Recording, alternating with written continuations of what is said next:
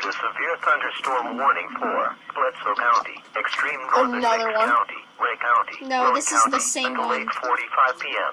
or It's the same one, 7:45 probably. p.m. Central It is. Standard Time at 7:01 p.m. Central Standard Time. Is this real, National though? Weather Service Yeah. Doppler radar indicated a severe thunderstorm capable It of is producing real, quarter-size but hail it's the and same. damaging winds in excess of 60 miles per hour. This storm was located 6 miles northeast of Pikeville and moving east at 60 miles per hour. Locations in the warning include Rockwood, Spring City, Grandview, and Eagle Furnace.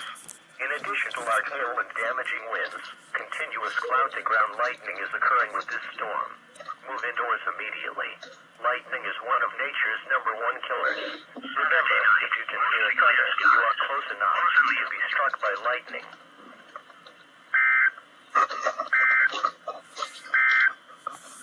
A severe thunderstorm